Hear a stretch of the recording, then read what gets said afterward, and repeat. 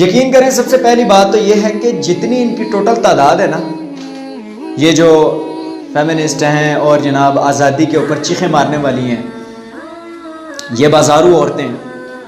جتنی ان کی ٹوٹل تعداد ہے پاکستان کے اندر، یقین کریں اس سے کہیں زیادہ ویوز میرے ویڈیو کے آتے ہیں. ٹھیک ہے،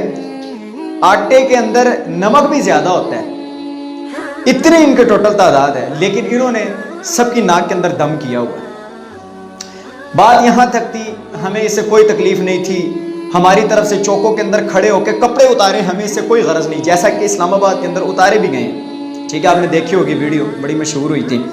جناب اس نے برہنہ ہو کے پوری سڑک جو ہے وہ کسی بھینس کی طرح، جو کسی گجر کی بھینس روڈ پہ چڑھ جاتی ہے نا تو تباہیاں مچا رہی ہوتی ہے، تو ویسے اس کا جسہ بھی کسی بھینس سے کم نہیں تھا. وہ جناب چیخیں مارتی پھر رہی تھی. اب بات یہاں تک تھی، ہم نے برداشت کی، لیکن میں نے تقریباً 1-2 دن پہلے ایک پوسٹ اپلوڈ کی ہے، شاید آپ دوستوں نے پڑھی ہوگی، جس کے اندر انہوں نے نبی علیہ الصلوۃ والسلام کی اور امہات المؤمنین کی اور سیدہ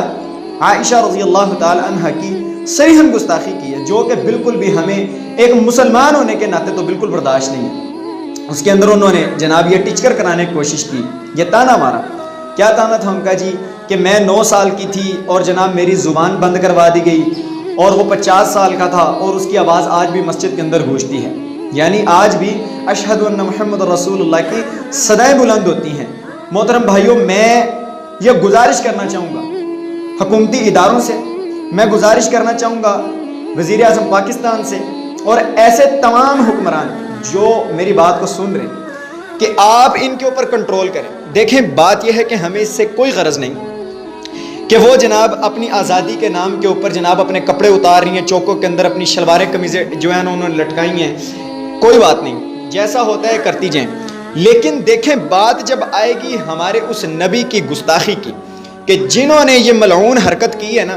اگر وہ اپنے اس کام سے باز نہ آئیں، اگر وہ اپنے اس کام سے باز نہ آئیں تو یاد رکھیے گا اگر کسی نے اس پہ کوئی ایکشن نہ لیا تو اس کا نتیجہ بڑا بھیانک سامنے آ سکتا ہے. اگر انبیاء کی اور نبی علیہ الصلوۃ والسلام کی گستاخیاں کرنے والے اسی طرح کھلے عام پھرتے رہے اور جناب سر عام اللہ کے نبی صلی اللہ علیہ وسلم کی گستاخیاں کرتے رہے تو یاد رکھیے گا پھر کوئی عامر چیمہ اٹھے گا اور جناب پھر چیخیں ماریں گے لوگ، اور پھر جناب کوئی ممتاز قادری اٹھے گا اور پھر یہ لوگ چیخیں ماریں گے جی یہ کیا ہو گیا. تو حکومتی اداروں کا سب سے پہلے یہ فرض بنتا ہے کہ ایسے لوگوں کی روک تھام کی جائے، ان کو فوراً روکا جائے، ادروائز اس کا جو ہے خمیازہ پھر ان کو بڑی سخت شکل کے اندر بھگتنا پڑے گا.